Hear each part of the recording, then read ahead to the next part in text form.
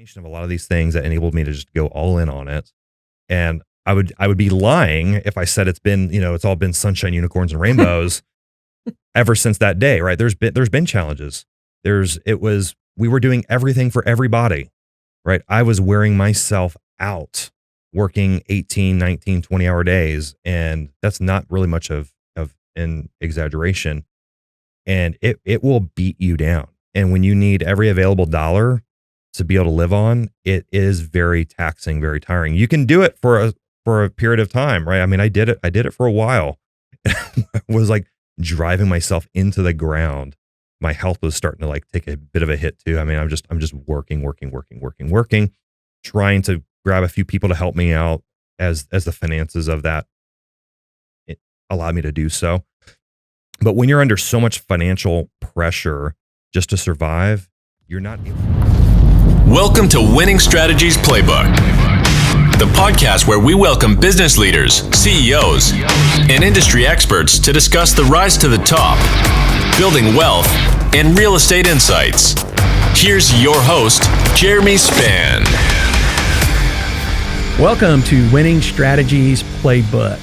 And if you need more information on this podcast series, go to myexperiencedrealtor.com. That's experience with an ED, myexperiencedrealtor.com. On the landing page, top right corner, you will see podcast. Click on that. Scroll down to whatever episode, all the episodes, click follow, subscribe. You can download them on Spotify, Amazon, YouTube, iTunes. And if you click the read more button, you can learn more about our guests like today, Aaron Spatz. Aaron, how are you doing, buddy? I'm doing great, man. Thanks for having me. Yeah, absolutely. And a fellow podcaster, right? Two of them, right? For sure. Yeah, two of them.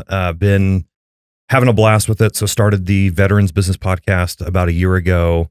Been an amazing time, amazing journey, amazing people, which is what it's all about. It's about, talking to just amazing and fun people, and then just barely launched a podcast that I could not believe did not already exist. The Dallas, the Dallas Fort Worth Business Podcast.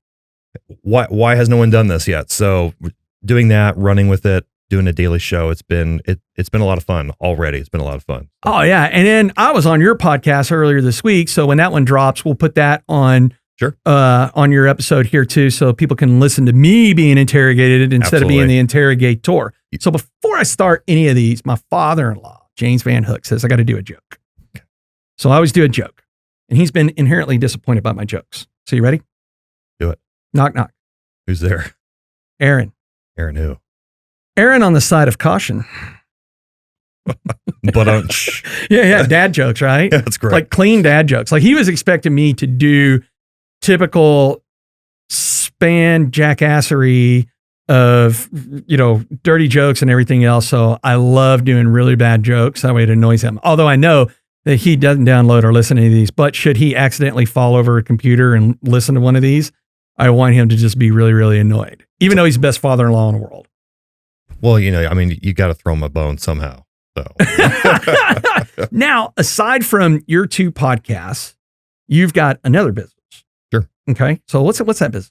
So Bold Media. So Bold Media really started as like a side project, side hustle, a experimentation into the forays of business. And so it originally began as a website development hobby, right? It was more of like, hey, I love doing websites. I love being creative.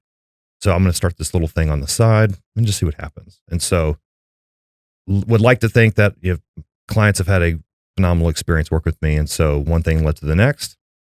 Ran into a great opportunity where I could launch and go completely all in on the business. And so I did that and never really looked back. Now the business is absolutely, and we'll probably get into this later on, but it has definitely evolved and shifted from what it originally was on day one. And it's changed course ever so slightly over the last, 2 years or so, 3 years. So it's been a wild ride, but know that Bold Media now is the company that holds and owns obviously both podcasts, but also is where I do all my strategic business consulting with companies as it relates to market strategy, taking your mission, vision, values, if you have them. Hopefully you have them. If you don't have them, I help you and your executive team work on that and let's get some clarity around what the heck it is we're doing And then once we've got that, now we can turn that around, develop and really have a well-articulated strategic marketing plan to support your business objectives. And that's the bread and butter. That's the meat. So give me an example, and you don't have to name the company or anything else, of what you did to help a company out. Right. So, I mean, there's a client I'm working with right now, California-based company. They do work all over the world. They have a couple of different offices across the United States. They've been in operation for a number of years. I'm trying to make sure I don't accidentally reveal who they are. But they've been in operation for a number of years. Been very, very, very successful in what it is they do. They're a great company, great leadership team, really good people, and a continuation of business. It just keeps going, right? COVID has definitely impacted some of their business. Some technology that has evolved over the last several years has actually really put a dampener on some of the things that they used to do. They used to be very successful because technology advances, right? Things change.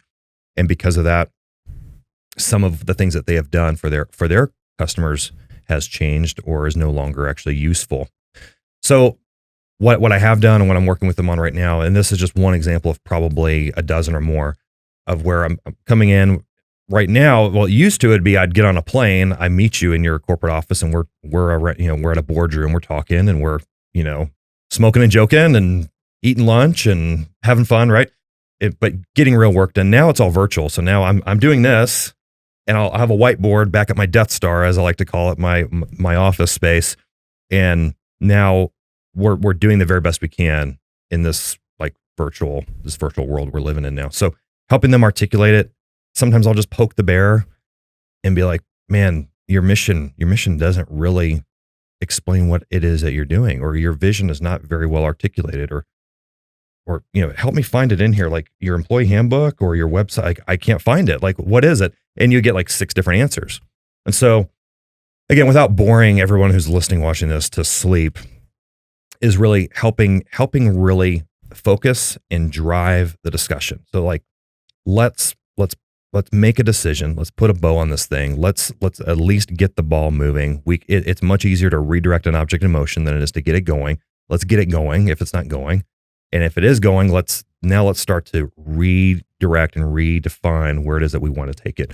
And so, again, I'm probably losing myself in my own commentary here, but helping them articulate all that. And then once we have that done, because all your marketing work is, in my opinion, is useless without a well-articulated overall overarching strategy.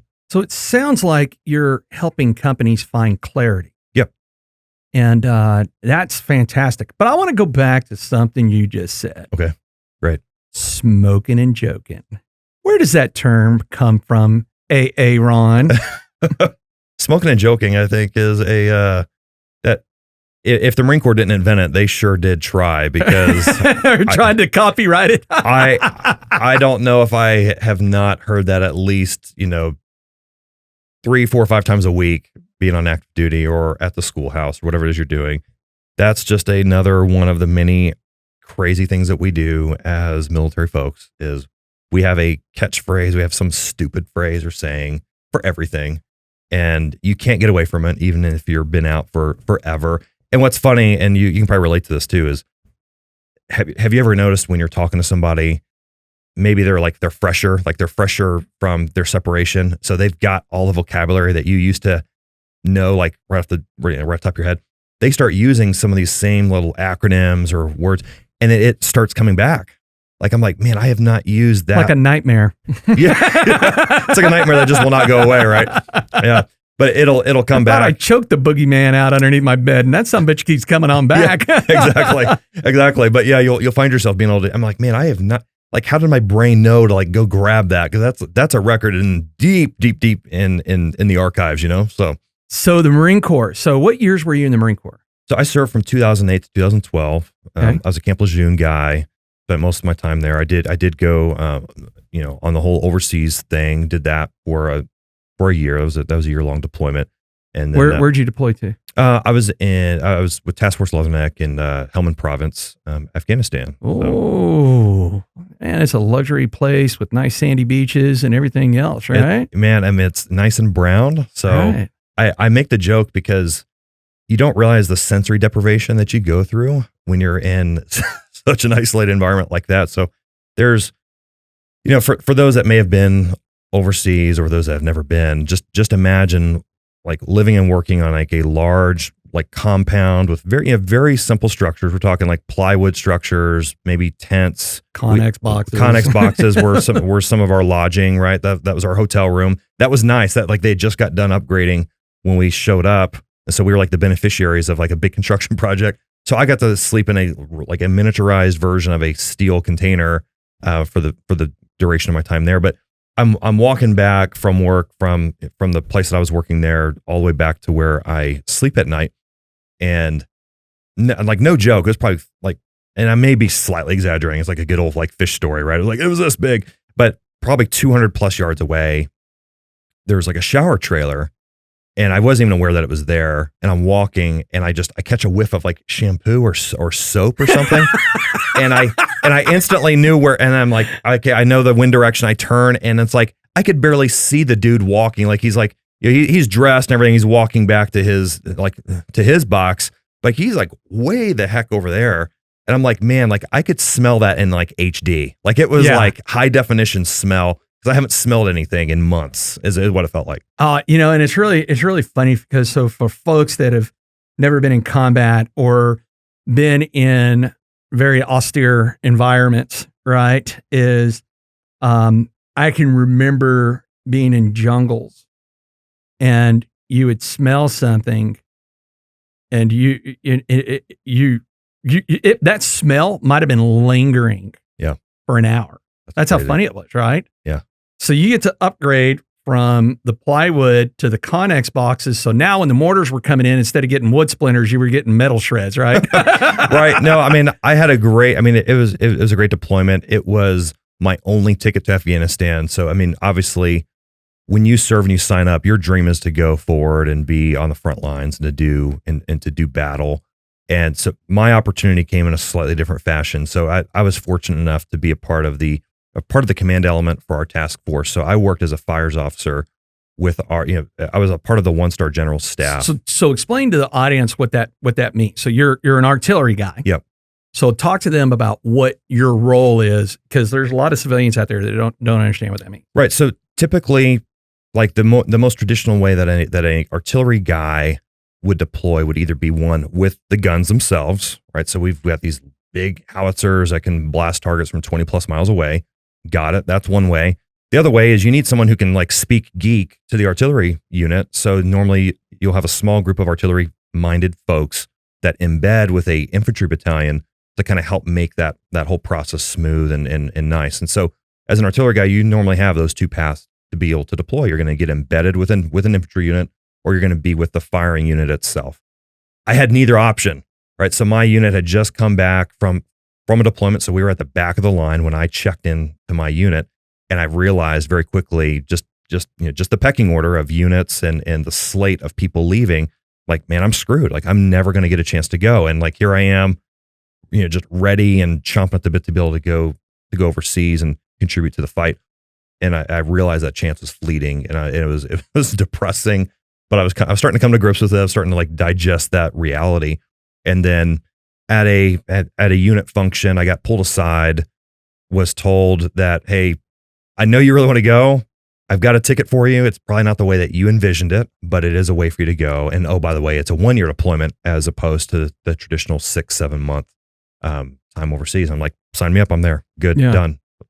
Let's go. So I spent my whole time overseas was basically, again, I'm like trying to water down the language here, but it was translating aviation speak into artillery and ground, and then taking artillery and ground speak and translating it into aviation. The whole point of our section over there was to make sure we did not accidentally shoot down helicopters, airplanes, commercial aircraft in the middle of processing fire missions, meaning like we were shooting like precision guided munitions. So this was like at a higher level. We were shooting rockets that could travel 50 plus miles and hit a target as big as this room from with deadly accuracy. And so that was what we did. And there was a certain element of stress to that job. I mean, during the deployment, everybody needs help, and you're trying to quickly help as many people as you possibly can.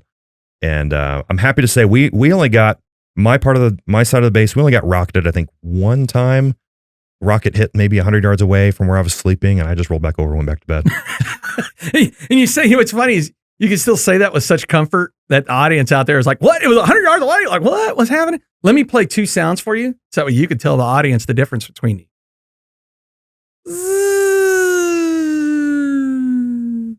And then the second sound. Yeah. What's the second one mean? Yeah. Scary, right? Scary. So it's especially the shredding of air, as I like to call it. Like there's a shredding of the atmosphere that happens, and the explosion was very loud. But again, it was not. I mean, I'm not trying to over dramatize or make something that really wasn't there. I mean, the airstrip side of the base would regularly get targeted, and that's really what they were after. And then every once in a while, they'd send a prayer, hoping that they would, hit barracks or hit somewhere where there was maybe a lot of people concentrated. And so that sounds so horrible to say, but laying there, because my shift was weird hours. Like I was working noon to midnight at that time, I think. This happened like at 9:30 in the morning. And I'm like, man, I got to go back to bed. I got to work tonight. And it could not care less about it, because what I knew is there wasn't like a ton of them coming. So one hit, in the way that they'd done it, 1,000 times, is they would freeze the mortar rounds in water. They'd set them up in the middle of the night on mortar tubes. And as the water would melt, as the ice would melt around the ring of the mortar shell itself.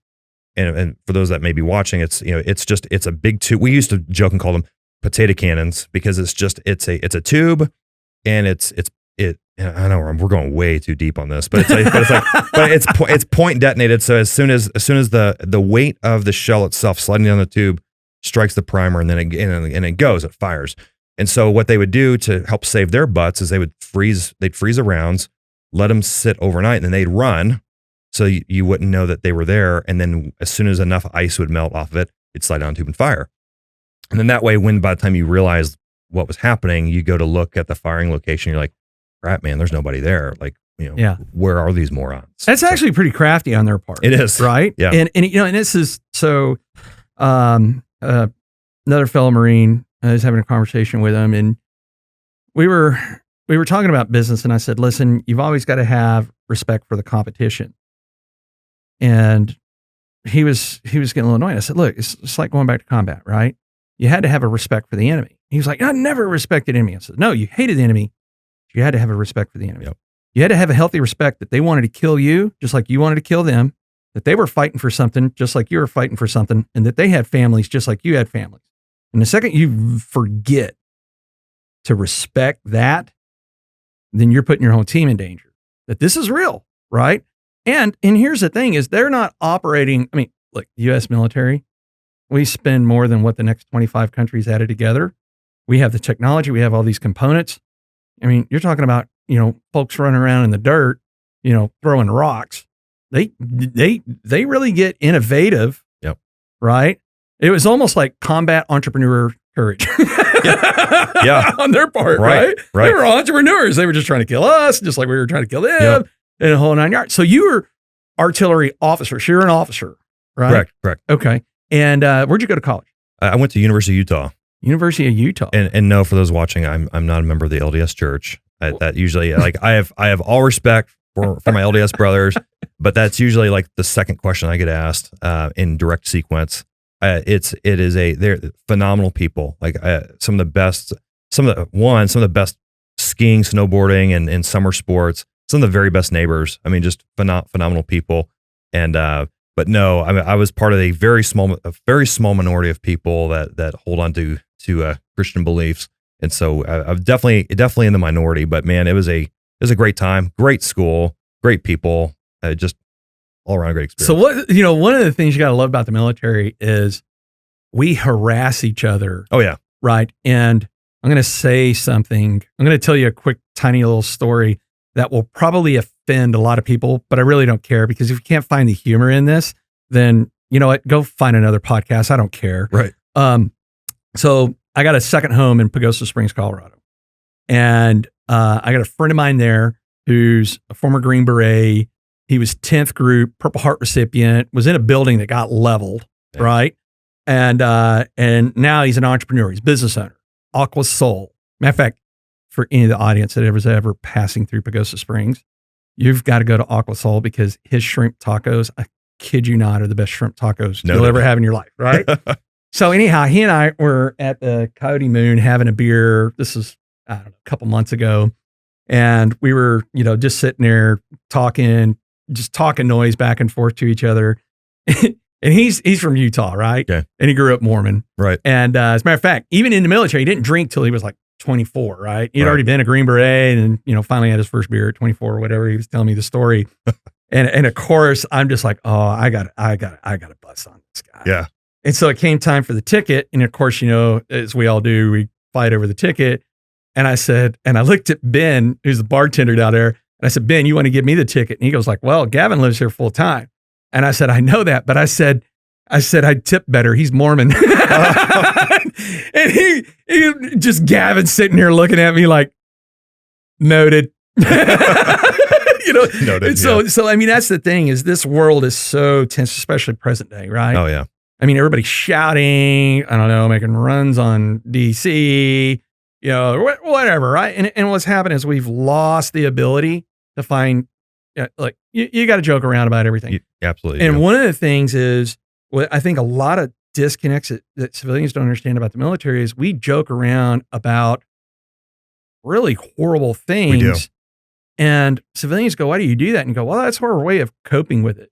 Yeah. Like, when we make statements like, hey, yeah, I mean, the easiest thing about our time in the military was actually our easiest days when people were trying to kill us.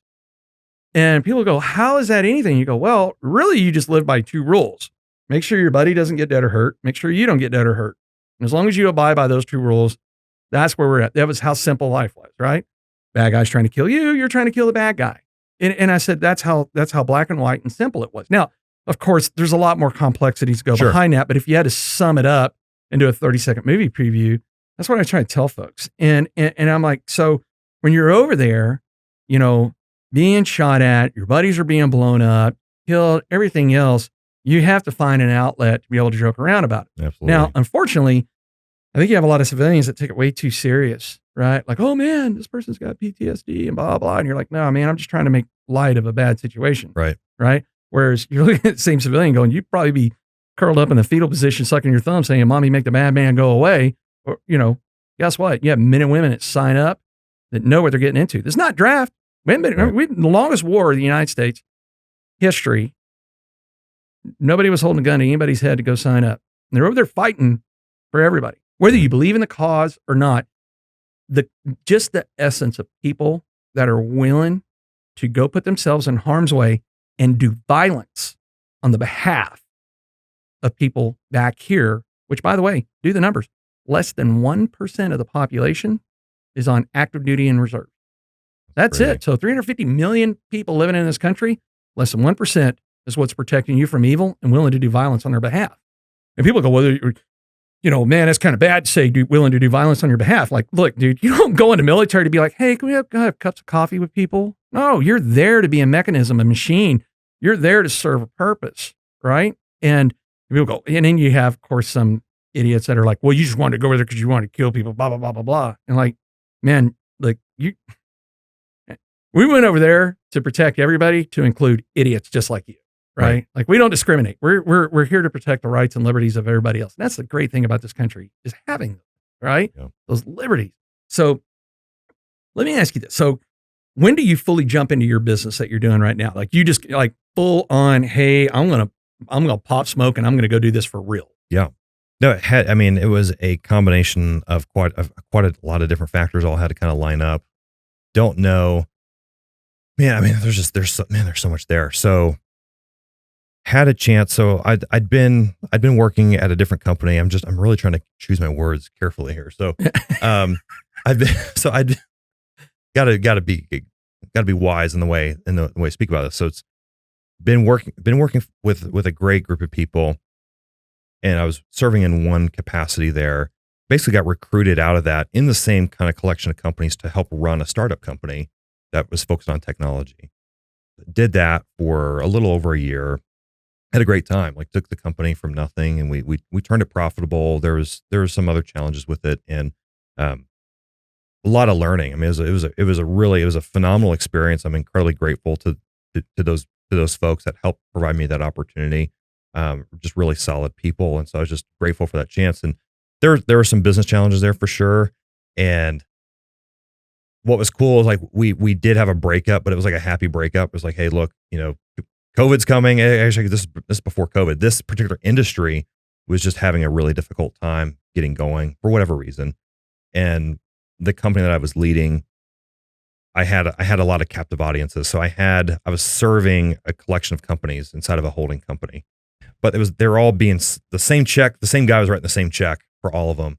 And so they represented probably 50% or more of the business. And I had a collection of external clients that I was servicing. And it just didn't make financial sense for them to keep going, which was funny because we were probably the only profitable company, like on paper, like standalone, but as a collective, some of the bigger, heavier hitters within the collection of companies was having a little bit more difficulty that year getting things going. So we kind of split up. There's a great opportunity there. So they allowed me to take all those clients with me, like wrote me out of my non-competes and everything else. So very, very gracious again, like incredibly grateful. It was a great breakup. It was a great split, right? So I went and I took all of that with me, and that helped give me some level of a baseline. Wasn't much, but it was something. And then I had a great opportunity. It was like literally that week, I signed a consulting agreement with another company related to marketing. Because that's really where I love to park, is the strategy, the development, the brainiac stuff that comes with that, and helping you as a business leader really articulate, like, because you have so much passion, right? You have a passion for what you do. You're good at what you do. And sometimes it helps when you have a different set of eyeballs, a different perspective on things. And I might ask very obvious questions that borderline on stupidity, but the way that I am able maybe to ask that question helps you have a breakthrough in the way that you're conducting your business. So anyway, it was a all in on it. And I would be lying if I said it's all been sunshine, unicorns, and rainbows ever since that day, right? There's been challenges. We were doing everything for everybody, right? I was wearing myself out, working 18, 19, 20-hour days. And that's not really much of an exaggeration. And it will beat you down. And when you need every available dollar to be able to live on, it is very taxing, very tiring. You can do it for a period of time, right? I mean, I did it for a while. I was like driving myself into the ground. My health was starting to like take a bit of a hit too. I mean, I'm just working, trying to grab a few people to help me out as the finances of that allowed me to do so. But when you're under so much financial pressure just to survive, you're not able to make very clear decisions.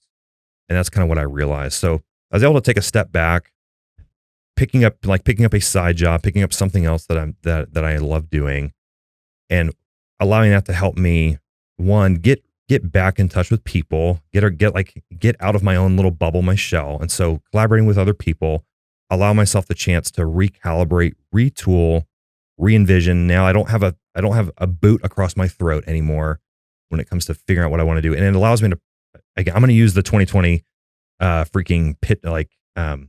catchphrase, which is pivot, right? I'm like, I almost want to throw up every time I hear that word. Man, everybody uses it, man. Like I've heard the word pivot since 2013 when I was working with a startup company then. And that was a novel concept and idea. And now it's like everybody says it now because it's like this cool word. So maybe I'll say transition or reassess. And so I moved away from doing everything for everybody, doing everything from social media to website development to production to, like you name it, I was probably doing it. Mm-hmm. I mean, literally. Now it's like, nope, I'm going to be your guy. I'm going to be the chief cat herder of all your marketing assets, of all the people that maybe you need to bring in. I'm going to help craft your strategy with you. I'm going to partner with you. You're going to retain me as a part of your staff for any length of time, whatever. Maybe it's a project, maybe it's a long-term enduring basis, whatever it may look like. we can work that out. That's not as important as it is to make sure that you are set up for success as my client and that you're able to go out there and just crush it. So I'm in the middle of that. I'm basically ramping it back up. I've been able to hold on to what I've had, but again, that's a preview of the challenge of running your own startup, man, running your own business, getting it off the ground. And that's the G-rated version of the story. Yeah. So would you say that being a Marine Corps officer helped you presently with becoming comfortable with being uncomfortable? 100%. And I would say you have to know how to take a punch to the face. Tell us more about that. So I'd felt like even before doing my own thing, right? I felt like I was kind of in training wheels mode when the previous company had so graciously allowed me the chance to run a company, but they were assuming all the risk, right? They were taking all the financial risk there. And there's pressure associated with that too, right? And it wasn't even necessarily they're pressuring me, it was expectations of myself. I'm like, man, like I'm in a trusted position right now. Like someone's writing a check, paying me a salary to start a company from zero. I owe it to them, give it everything I've got and some to make this thing as successful as I can.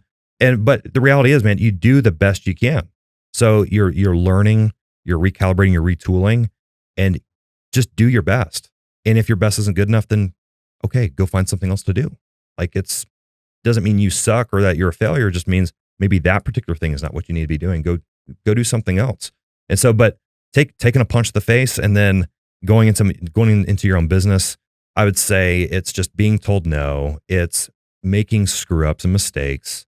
It's dealing with your own disappointment. It's when you think you have a big contract coming and it was verbally agreed to and everything looks great, and then the executed agreement never comes through and you really needed that deal to pay your mortgage. So hold the presses. No. You mean being an entrepreneur and a business owner isn't completely smooth without any challenges or anything?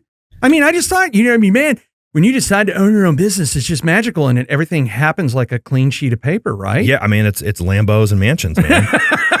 Private jets. That's it. What is it that you think is internal in you that when you're staring down the barrel of a 357, the hammer's cocked, and at any moment that trigger's going to pull and you're going to take one right between the running lights, being in business? What is that drive in you that just said, man, we're gonna punch through this? I mean, aside from being able to take it punch to the face, right? I mean that's rule one. You got to be like, hey, you got to be able to take it, wipe away the tears, and keep going. But what is that drive behind that allows you to take that punch to the face? That's a deep question, and it's probably not that easy to answer, but I'll do my best. It goes back to belief. I think it's a dream. It's a vision of your future that you want to realize. It's a element of something that you're holding on to.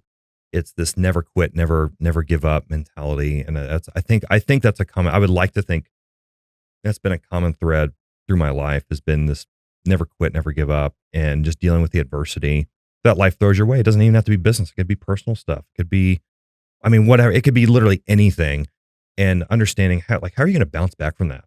And so what that stress does, because that's really probably what we're trying to say is stress. Like when you're about to take a punch, is the pressures and the thing. It's just going back and having a compelling why for what you're doing and a belief.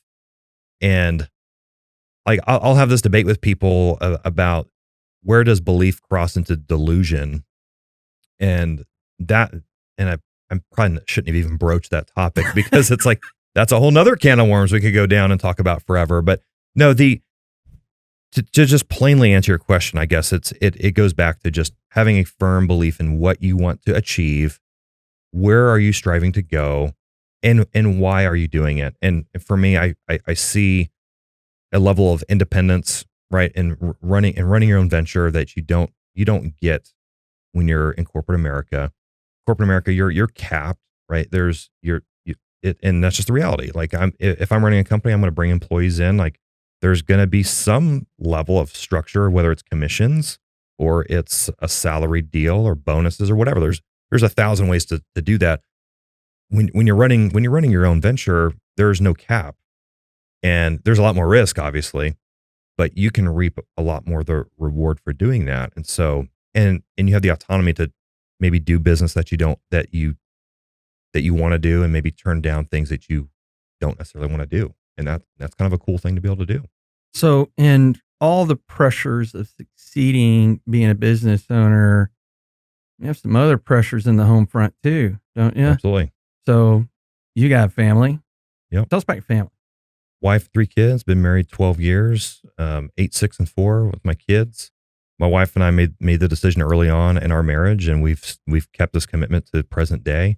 And I realize this shoe doesn't fit for everybody. So what I'm going to say is this isn't meant to demean or disparage their own beliefs. This is what we've decided to do as a family.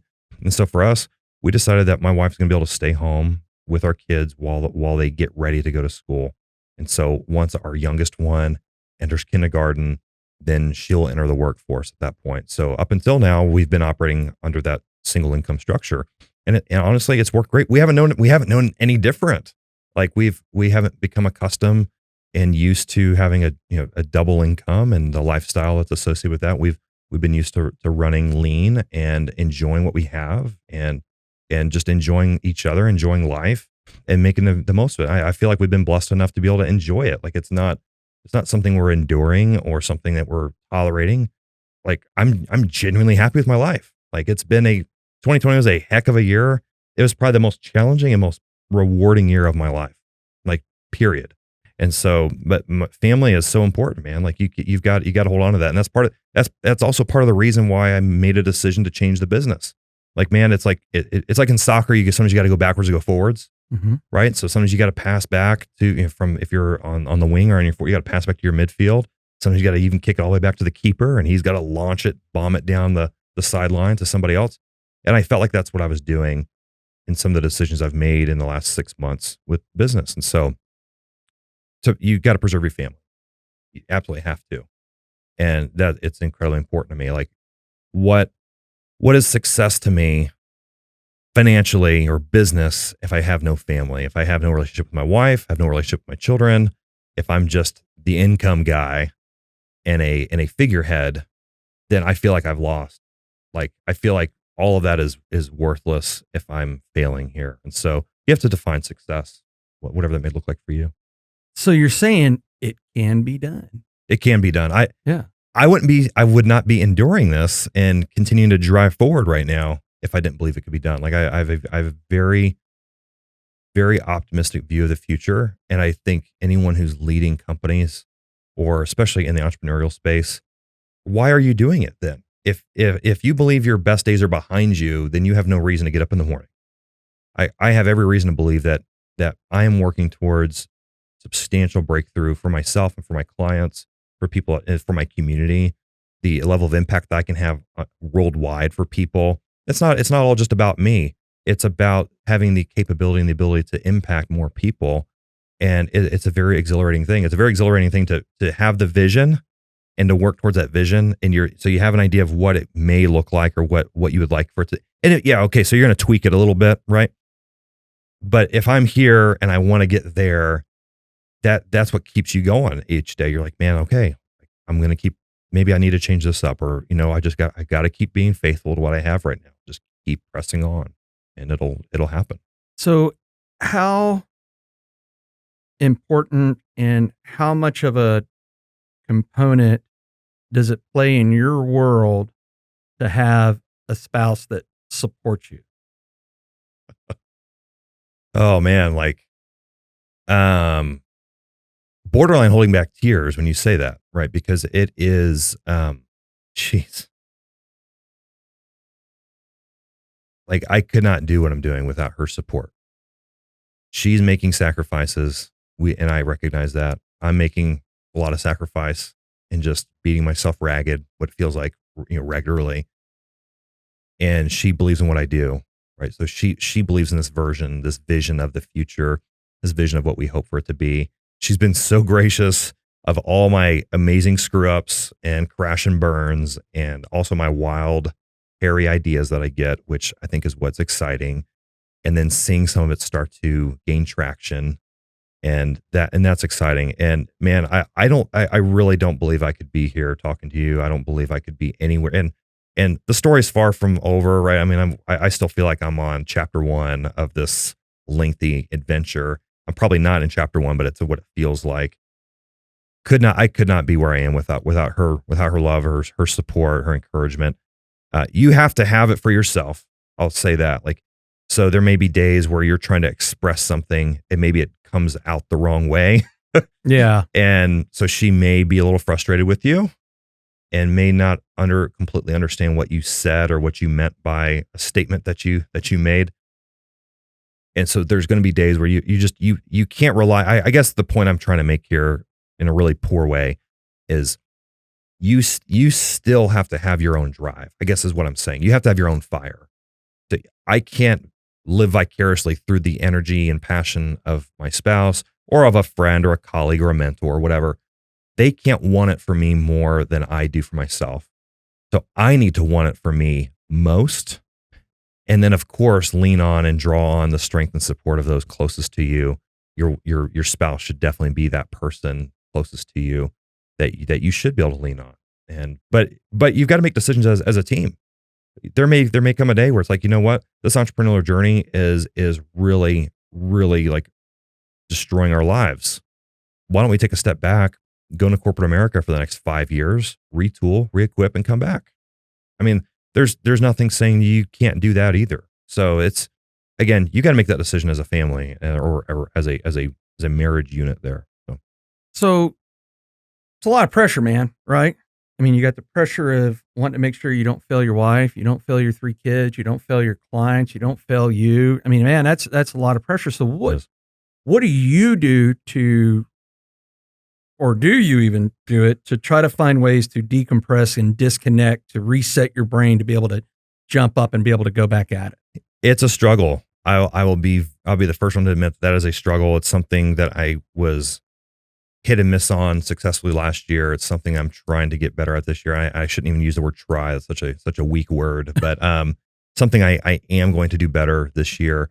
And so like fitness is a great outlet for that, right?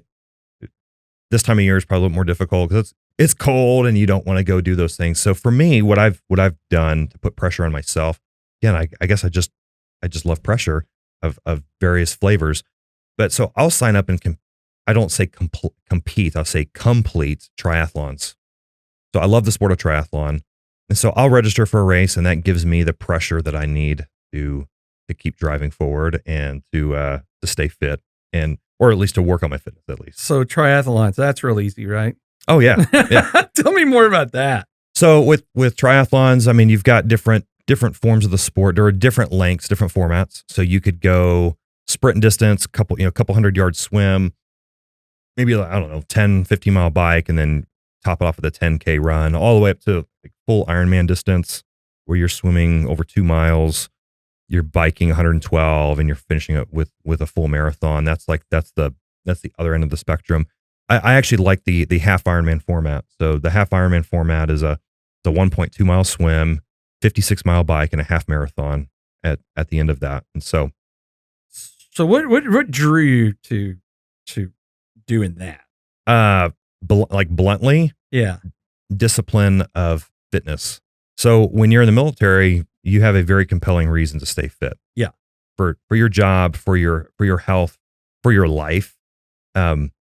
It's very important to stay fit, and especially as an officer, you've got to set the example and lead your guys. When you're out, I mean, I put weight on pretty quick. And I realized it was coming, it was getting out of control. And I did not like the fact that I would just roll out of bed and just go run. Like just running for the sake of running drives me nuts. Cycling is where it's at for me, man. I love cycling because the scenery changes a lot faster. So I can get on my bike, I can go out 30, 40, 50 miles, and I could see quite a bit of stuff. Whereas when you're running, it's like, oh man, there's a school way down there. 5 minutes later, oh, hey, there's a school right over there. 2 minutes later, oh, the school's right here. It's like when I'm cycling, it's like I can get from here and I can get out of town within 30 minutes. So I was messing around on my phone because I know I sent you the culture index the other day. And so these are your results right here, right? Which I'm don't mean scared. anything to you. So I'm gonna break them down for you, what they mean, right? All you see is a bunch of dots on there. Yeah. But getting to know you a little bit, being on your podcast. And How bad is it, Jeremy? No. Actually, what I can say is you're a very patient person. Okay. Right. So Interesting. as you're looking at this, right? So when you're, and I've got an episode for Culture Index with Stanton that breaks this down, right? And so we don't have to make sausage out of this thing today, but your leading trait is patience. Really? Yeah. Interesting. So whether you realize that or not, and what's really funny is looking at your job behaviors, you have to be really, really, really patient. And it also shows that you could be friends with a cactus and a rock and be totally okay with it. So more introverted versus extroverted. Would you agree with that? No, I think I'm very well. So every time I take any type of these tests, I'm always like on the 49, 51%. Yeah. Like You're very close to the middle on a lot of these, except for your patience trait. Okay. It shows that you're very patient. So whether you realize it or not, as yourself internally processing things, you're really good. And that actually, looking at the results of that, makes complete sense, right? Just you're very good. Like even when we're on your podcast, is, as we know, is once I start talking, it just won't stop. Makes my job easier though as a host. It's like, yes, keep going. And so, but it's also having that ability to slow down, even though you don't feel like you're slowing down, and look at everything going on around you and go, okay, right? Does that make sense? Does that sound a little bit? Makes total sense. That's probably if you take like the Strengths Finders test as well, or like there's 1,000 of these things out there, but strategy, arrangement, belief, all these different things, right? So yeah, I mean, I'm not that surprised because one, I've never taken that particular test before, so it will be an interesting read. Yeah, for sure. Yeah. I'll make sure to send this to you. I'm a big believer in looking at the results of Culture Index because I want to communicate with the world, right? And you hear the Bubbas say, "Oh, you're in America, you need to speak American," right? And you're like, "Hey, listen, if somebody doesn't comprehend the language, doesn't matter how loud you yell at them or how slow you talk." And I think that's the missing component of this world is people have stopped trying to communicate, right? And so learning to speak Romanian, learning to speak Mandarin, learning to speak Spanish really opened the doors for me going, man, I just want to communicate with the world. Cool. And so this gives me the ability to we use it for clients being able to present information in the way they want to process it, because not everybody has the time and energy to come learn my language, right? And as my wife would tell you, is I'm crazy. And so people wouldn't understand it even if they tried. I'm like a bad science experience that went wrong, right? But I have the ability to look at these things and be able to go, let me speak your language, right? And that's so important in today. And I think my drive from that came from the Marine Corps, right? So you get to boot camp or you in OCS and you're looking around and you're like, hey, not everybody's same shapes and sizes. This ain't apples to apples, man. You got different colors, different religions, different genders, different everything in the military, right? And you've all got to cohabitate and be able to get along, right? And even though we speak the common language of Marine, right? That's our driving force, is even when you take the uniform off, you still got to live with each other, right? And not everything's same. And I was fascinated by how different everybody was. And I just wanted to learn more about them. I'm fascinated by humans, right? Even the dumb ones, right? And there seems like we got a lot of dumb ones out there right now. But man, it's obvious how your drive and your success, and I have no doubt that you're going to be wildly successful in everything that you do. You have that passion behind you, right? Like even watching you describe. You came in here and you're like, man, I'm used to being on the other side of this, and watching the passion that you have behind it. That's something you can't fake. Yeah. Right. Yeah. I mean, that's something that is either there or it's not. Right. And you have it, and you definitely have 4 people in your household besides yourself that you're fighting to go do that with, right? For sure. And that's awesome, man. So, okay, well, let's go back.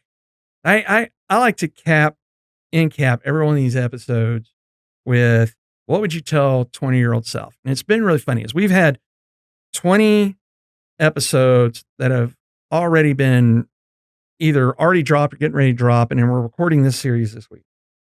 And even today, we haven't had anybody give the same answer to this question, which it's an unintended benefit that we've gotten out of it, because really should call this, what would you tell 20-year-old self? It's really what I should call this, because everybody's used so much candor in answering this question. Is there's a million things we would tell ourselves, and we probably wouldn't listen to a single one of them at 20.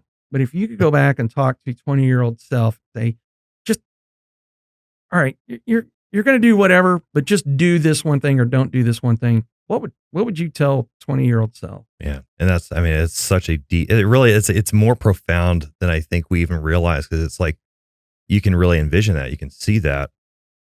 So I will take a stab at this, and I purposely did not want to think too much about this prior to our discussion, because I really wanted to give this raw and unfiltered. And it's funny. The first place I go, funny you mentioned patience in that test, because what I would probably say would be some combination of this, which is do not